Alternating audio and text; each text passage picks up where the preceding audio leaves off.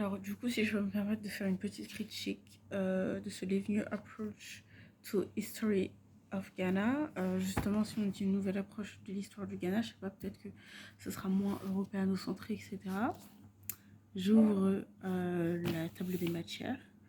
Premier chapitre, Europeans in Ghana. En fait, je veux bien comprendre genre qu'ils ont contribué à aux délimitations, vous savez, enfin aux limites territoriales, borders, des frontières du pays, etc. Et que ce sont eux qui n'ont pas découvert, hein, mais ce sont eux qui sont venus les premiers, genre les Européens, enfin, qui ont envahi, je veux dire, cet espace-là, Gold Coast, etc. Donc en fait, ils ont un impact quand même assez grand sur les mémoires, etc. Mais c'est pas une raison pour c'est pas une raison pour les mettre en premier chapitre. Et surtout que là, je vois quoi? Reason why the European came to Ghana. J'espère qu'ils vont dire racisme. Positive effect of the European presence in Ghana. Au secours. Negative effect, ok. Mais même, genre, tu dis pas qu'il y a des effets positifs, en fait, genre, puisqu'ils n'ont pas travaillé. Enfin, certes, ils ont travaillé, ça fait du commerce, etc. Mais je pense qu'on pouvait s'en sortir sans ce commerce-là, en fait. Parce qu'ils ont ramené d'autres choses, genre des maladies. En fait, ils ont tellement. En fait, on peut même pas dire positive effect parce qu'il y a plus eu de negative effect qu'on peut pas se permettre de dire positive effect. Bref, et je sais pas pourquoi ils ont mis healthcare delivery system in Ghana, genre dans European in Ghana, Europeans in Ghana.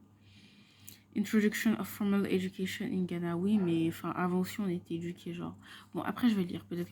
Oh, ça m'intéresse trop. Political development under colonial rule. Non, mais. Wesh! On sait bien connaître le pays aussi, mais là. Non, mais je n'ouvre pas un livre sur le Ghana pour parler des Blancs, en fait. Genre, il y a des Blancs au Ghana, genre, il y a de la migration, mais je veux dire, je n'ouvre pas un livre d'histoire sur le Ghana. Bon, après, c'est important, encore une fois, mais. Je sais pas, parler de la culture, Journey to Independence, Ghana gains independence, in the high public officers, military rules, that's it. Genre, il n'y a rien sur la culture. Après, c'est un livre d'histoire. Mais un livre d'histoire peut parler de la culture, je sais pas, des conquêtes. Non, mais si c'est un truc genre européano-centré, genre j'en veux pas. Genre, franchement, ça ne m'intéresse plus. Ça ne m'intéresse plus.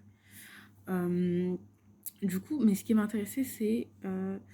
Là, en fait, je vois qu'il y a une constitution de 1903, constitution de 1916, constitution de 1925, 1954, 1951, 1954.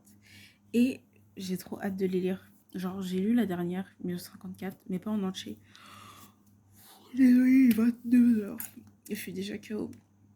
Mais du coup, ça serait trop bien de comparer et tout. Un direct rule in Ghana, indirect rule in Ghana. Genre, en fait, ils pouvaient pas faire un plan plus intéressant. Je parle grave mal, c'est hyper critique. De toute façon, il a dit qu'on pouvait critiquer. J'ai lu son avant-propos là. Il a dit, in conclusion, I would like to state here that I am not infallible. I can make mistakes. Je peux faire d'erreurs. And for this reason, et pour ces raisons, I avail myself to any constructive criticism.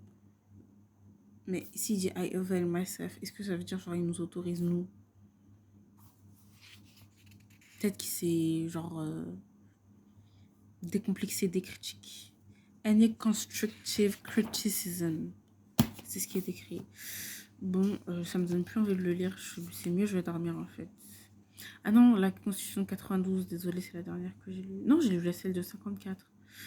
Jubilee. Mais il n'y a rien sur genre la culture, les peuples. C'est un peu triste de résoudre ça en fait. Bon, après, c'est vrai que genre de résoudre ça, genre on va dire à la période colonisatrice et post-colonisatrice. Après, c'est vrai que le pays a été créé, genre le Ghana, genre créé après cette période-là. Mais je veux dire, on pouvait quand même parler des royaumes, genre ça, c'est quand même une partie antérieure du coup au Ghana. Enfin, genre nous quand on avait étudié quand même la 5e République, on avait parlé des 3e, 4e République. On me dirait ça peut-être rien à voir parce que c'était la France et c'est toujours la France, certes. Mais je sais pas, moi, on a étudié l'Empire Saint-Germain. Non, pas Saint-Germain. Non, non, non, romain. Germano-romain. Non, je sais plus comment ça s'appelle. Bref, on a étudié tous les empires, on a étudié César, on a fait plein de trucs. Genre, on a essayé de comprendre comment est-ce que la France s'est construite, vous voyez. Parce que justement, on a compris et on nous a expliqué que la France, c'était pas un truc posé comme ça. Et puis hop, ça c'est le royaume des Francs. Donc, d'ailleurs, les Francs de base, genre, ils venaient d'Allemagne. C'est même pas français, genre. Enfin, c'est même pas. C'est même pas gaulois. C'est même pas gaulois. Je suis dégoûtée, genre que ça parle que de l'indépendance. Regardez, chapitre 4, Ghana gains independence. Chapitre 5, Independent Ghana. Bon, ça encore, peut-être que c'est genre le Ghana d'aujourd'hui.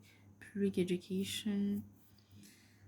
Journey to independence. Ça fait lourd un peu. Political development under colonial rule.